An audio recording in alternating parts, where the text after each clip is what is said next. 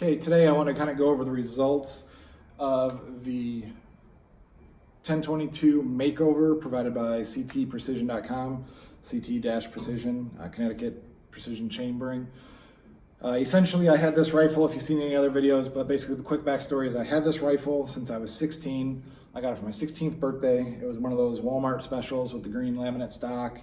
And I basically put this midway barrel on it a long time ago, this Mueller scope. I had this stock from Midway. They don't even make stocks anymore. This is how old it is. It was a good gun.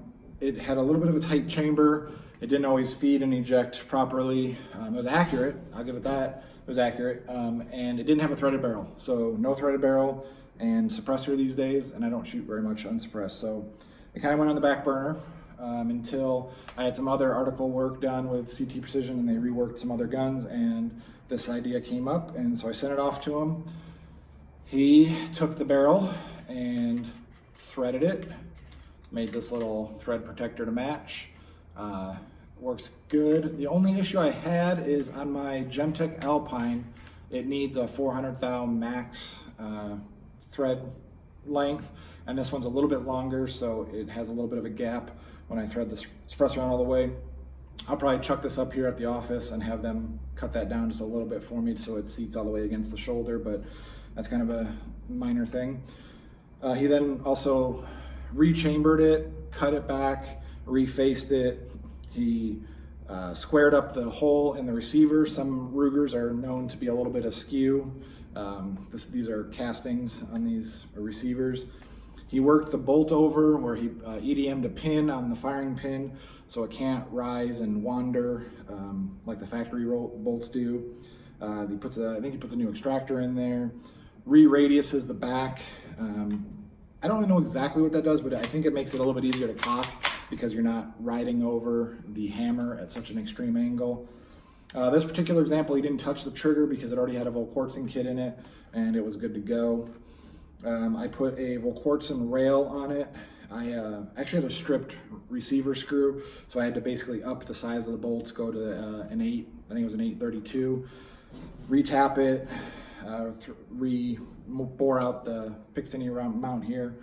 And then I tested this whole thing, so I'm going to show you some targets here in a minute, but I tested it with a Athlon Optics Midas Tech scope. Great scope. It's I think 6 to 24, 5 to 25, something like that. Mil-dot scope, reticle, target turrets. Fantastic scope. I really, really like it. I did all the testing on that, and then when I finished, I put this Mueller back on because this is the optic that'll stay on the rifle. It's going to be, that scope is a loaner from Athlon, so I wanted to make sure I put the regular scope on it. But basically, let's do pre and post CCI subsonic. So I've got a couple targets here I'll show you. These are all posts. So pre CCI suppressor. Okay, so this one was actually the biggest difference. Pre CT Precision, we got 697, 559, 1394, 509, 337, 799, 715, 892. Not bad. That's 50 yards with the scope set at 12 power, CCI suppressor, 45 grain subsonic ammo. And this is pre, so I believe that was a 737 average group size over 2, 4, 6, 8 3-shot groups. I did the same test at 50 yards after I got the gun back from CT Precision, and I averaged 513. So I got a 370, 702, a 390, 671, a 290, a 555, an 833, and a 294. So it definitely tightened up the groups quite a bit. You'll see the post and the pre here. So I'm going down from 737 average to 513 average group size. Again, 8 groups, 3 shots apiece. I did another one with the CCI Clean Subsonic.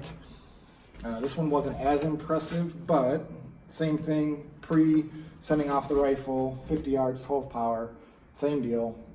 It averaged out to be 727, and post, same conditions, I got 700. So I went from 727 to 700 average. Still an improvement. I think there's even improvement in here to be had. I had an inch and an inch group, but I had a 335 and a 384. So if I can get more of those in there, I'd probably be better. Then I did a couple that I don't think were pre. I think that's all my pre's. I did some afterwards just to see what else it liked now that the gun was all worked over and it was pretty much done. I did Wolf match ammo. This ammo was really old. I've had it since, probably for a decade or more. It was really good ammo at the time. I don't know what it is these days, but 1037, 1198, not impressive at all. But I got some in here, 316, 324, 526, 437, 626, and 927. So 673 average, not bad.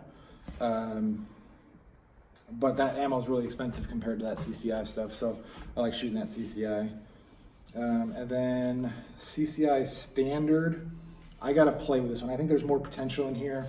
I was shooting this at a different facility, had more outdoors, more wind, so I'm hesitant to even say this one, but it was a bit up there. I got a 710 group. This one is the worst, 1730. That throws off the whole group. 436, 1055, 740, 730, 1280, and a 415.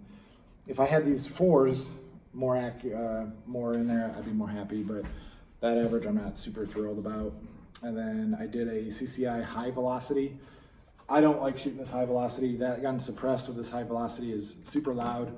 I love the CCI standard or subsonic, but nevertheless, 567, 444, 1047, 714, and 1352. I didn't actually write down the average of that, but not bad.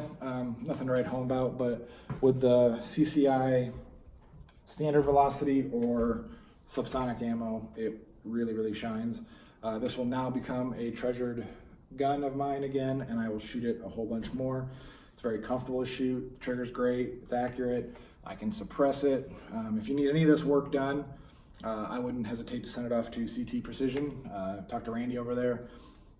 You can take a standard bone stock Ruger carbine, send it to him, and he will make you a tack driver that looks like a bone stock rifle. Pretty interesting and good deal.